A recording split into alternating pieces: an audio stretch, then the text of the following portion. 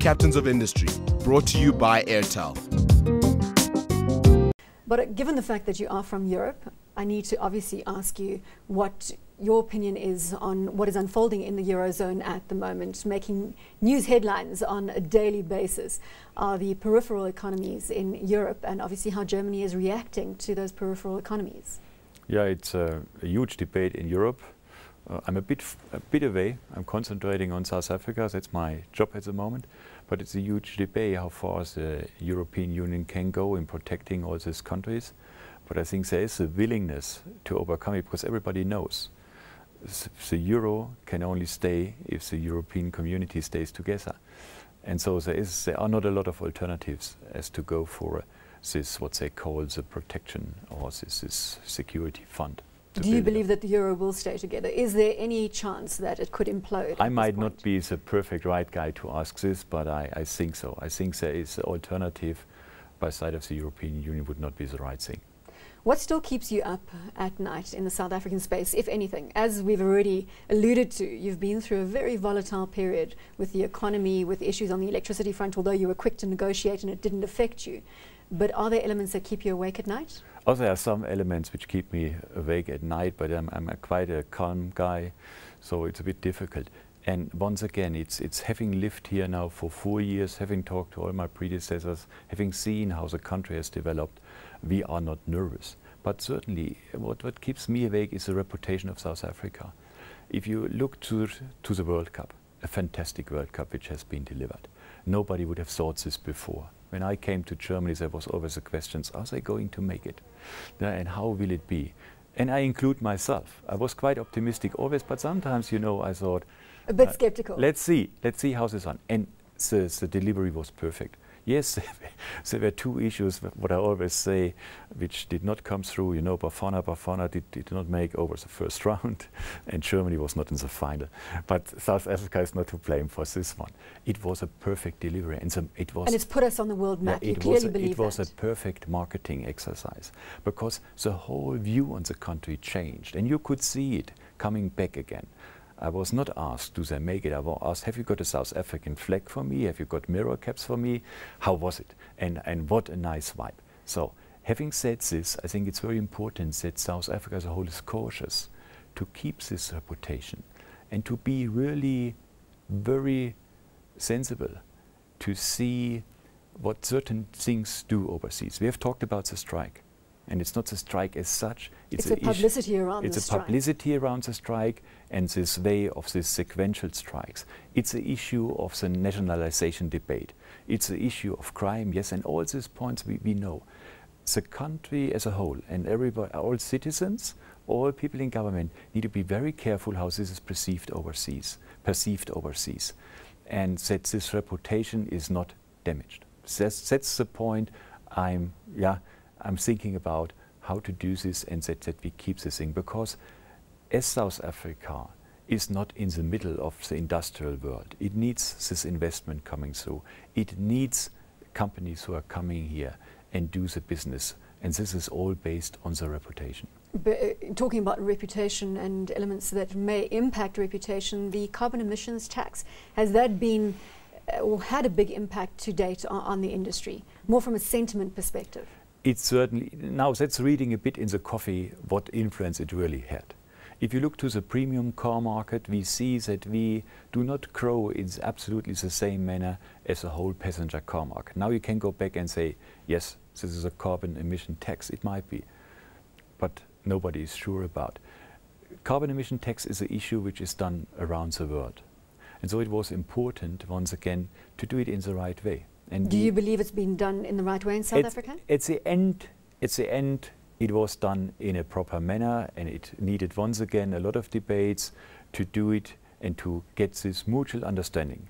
And the minister jumped in, and this is always this pattern which I see in South Africa.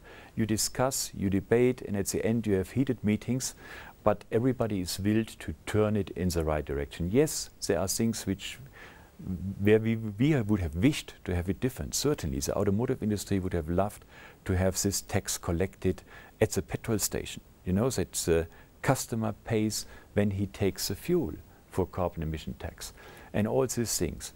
But bottom line, we engaged, we have agreed on this pattern, and now we have, and we will live with it, and we will continue to, with our programs, to reduce fuel consumption. And BMW is a good example for this. We have done it in Europe heavily.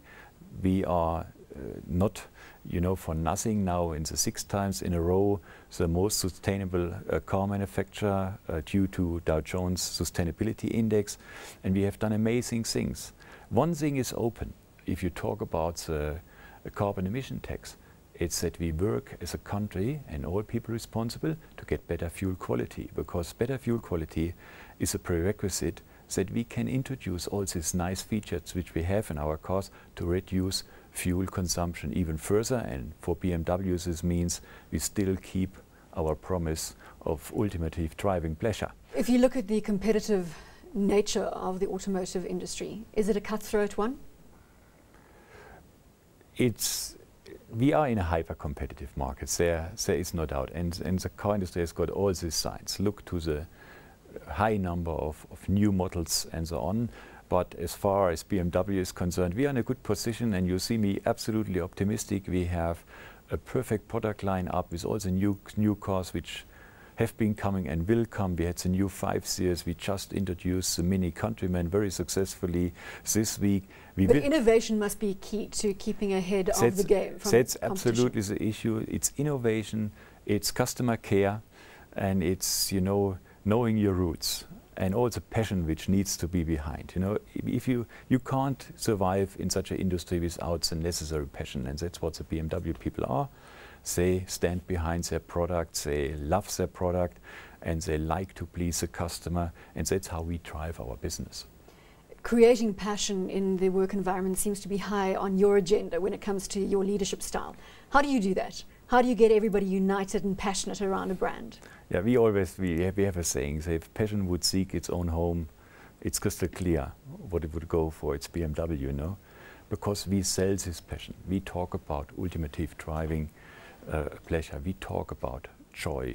We talk about speed and agility and everything. So we sell safety and luxury at the same time. And this is what inspires our people. You know, they love this product.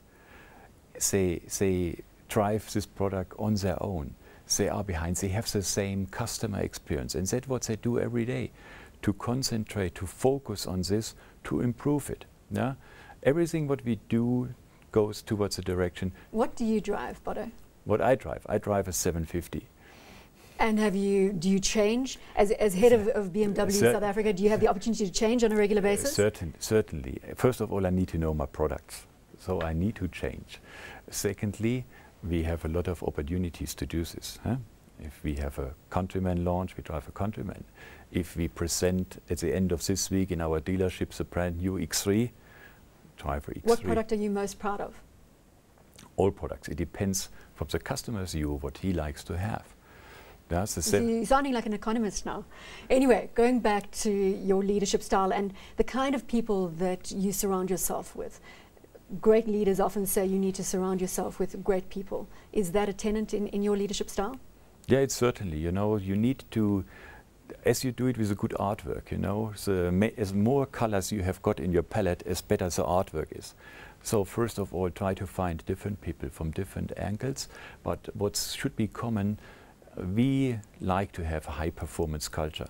And if you like to have a high-performance culture, if you like to get this fit between high-performance cars and your culture, you need to have people who live high performance as well. You know, who are above average in delivering, who know how to go for great delivery, who takes their job very serious. Yeah. And so in the hiring process, it's all about trying to identify that high performance ability. Absolutely, and this fit to this high performance organization, which you need to have an utmost commitment. You need to be very agile. You need to, to influence others to go with you and to deliver this passion and to deliver this best product which we can and services here in South Africa. As we pointed out at the beginning of our conversation, you've been here for 4 years. What are your thoughts on the longevity of your time here in South Africa? That's a multi-million question. You know, as long as this job is challenging, and it is, You know, you have Well, we've set out all the challenges that you've had to navigate. You have every month something new here, and as long as it's not getting boring, I still enjoy it. And your family, how have they taken to South Africa? They like South Africa, and we are a bit of a patchwork family. My children live in Germany. We did it the other way around. We said goodbye to our children, they take care of the home. We go to South Africa now, and with me, I mean my wife and myself. And the world is small as far as this is concerned. You can make it easily with adults in Germany. You know, my children have grown up and living here, and they visit us and we visit them. That's all perfect. What is South Africa's best attribute that you feel you have encountered? South Africa, it's a wonderful side of the country. It's first of all a country with a lot of opportunities, a country with wonderful people, very warm people who are very friendly, and the hospitality is great.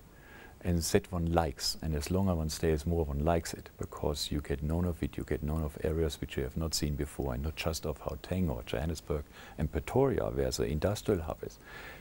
As deeper you go in the country, you see really the good sides of it, and the good, and you like to, you know, you get, you get this virus, the South African virus, I would say. And you've mentioned a number of challenges that we have here in South Africa. If you could say or pinpoint our biggest challenge, what would you put that down to? The biggest challenge from my point of view is to keep the promises which are made to the majority of the people, to develop the country in the right direction, to overcome poverty step by step. That can't happen overnight or even in the one or the other year, and to drive towards this, that the people are not disappointed about empty promises.